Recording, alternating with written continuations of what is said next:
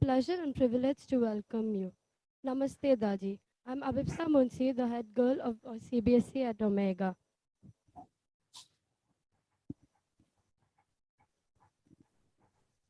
Joining us here today are the students from CIS and IB. We also have students from NIOS.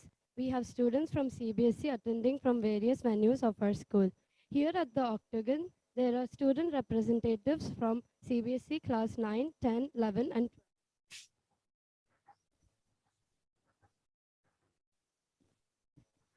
we are really grateful to have this time with you.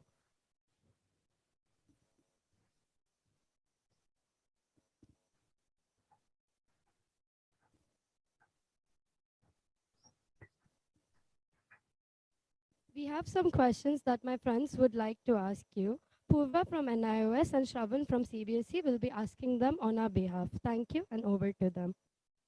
Thank you, ma'am. Pranams Daji. I Pranams, feel Bete. blessed to have this opportunity. And as for my first question, for the first question, when we are at crossroads of our life, not knowing what to do, everything seems confusing. How can I proceed forward, knowing meditation could be the answer? Yet it isn't as simple as it seems for me.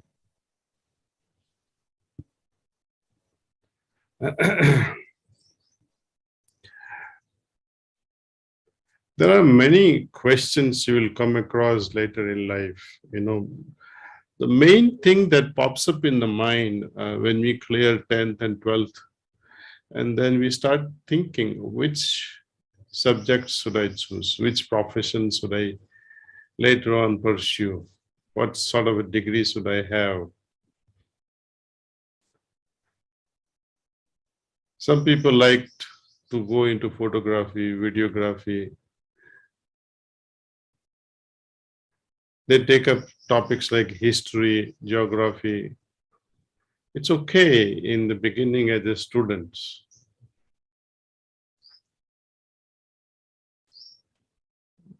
Always keep something in mind, that what do I become if I make certain decision? Is it profitable for me?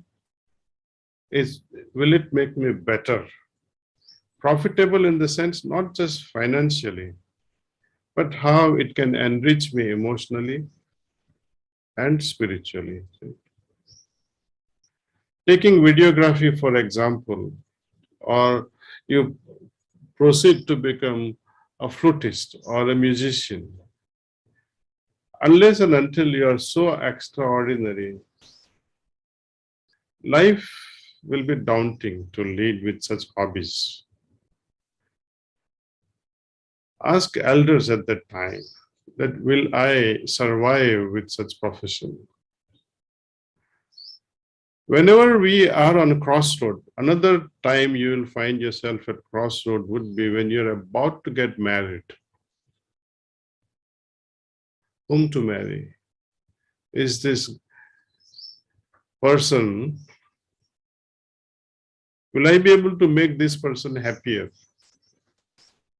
Often people ask this question, will this person be suitable for me?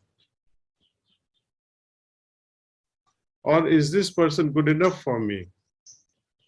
Instead of that, reverse the whole thing and ask, am I suitable? Am I good enough for this person?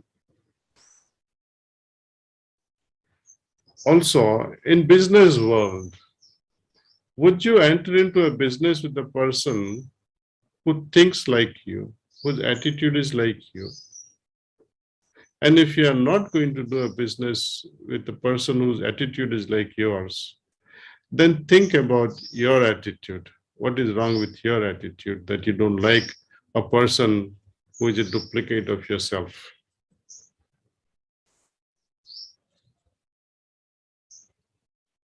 So many a times when we come at a crossroad, whether to do this or whether to do that, again at bedtime, offer a prayer to God and say, my dear God, I don't know what to do. Please guide me. Offer this sweet and short prayer to God and see what happens. He will guide you or not. Within 2 or 3 days, you'll have a very clear answer for yourself. And if you still remain confused, ask your parents what to do. And if you are still not satisfied, you can write to me. We will discuss over this and see what can be done.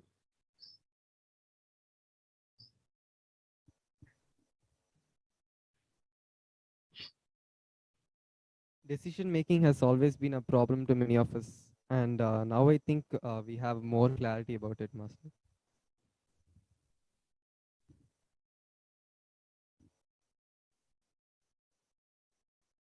Okay, thank you. Thank you. Pranam Daji. Many of us are having this question that how can we find the real purpose of our life?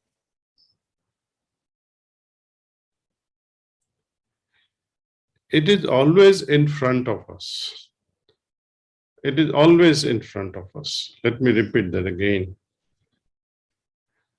Let me give you a small example. When you are on the way to Satkol, our ashram, it's in the Himalayas. And the roads are, always winding on a mountain. You cross one mountain, you go up, and then you come down. Then you take another mountain, you go up, and you come down. And you go another mountain, and go up and come down. You see, it's a journey is like that. You go round and round and round, go up, and then again meet another mountain, go down to go to another mountain. And during this journey, you will find, especially in mountains on cool mornings or late evenings, you can hardly see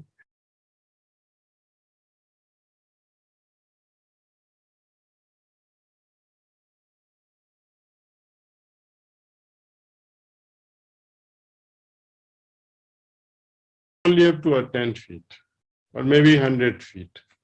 And moment you cross those 5 feet or 10 feet, then you see more ahead of you and then more ahead of you. So life is like that. The purpose of life we don't see in the beginning,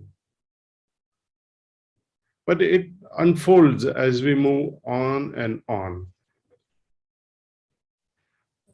Small example I give you, when I started meditation sometime in 1976, when I was studying in pharmacy college.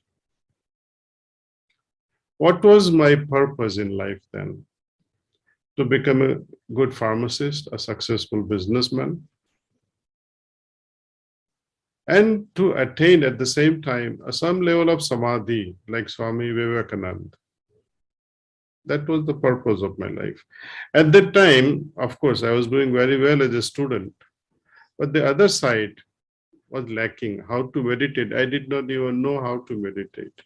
And even today, there are no books on how to meditate. People say it is good to attain a balanced state of mind. People say it is good to have sthit pragya state. Lord Krishna talks about sthit pragya in Gita. Kabir Sahib says, attain a state where a raindrops becomes the ocean. Like when the raindrops fall in the ocean, it becomes the ocean.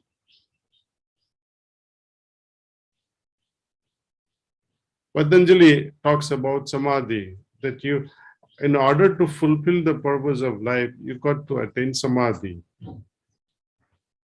Jainism talks of kaivalya. Buddhism talks of nirvana.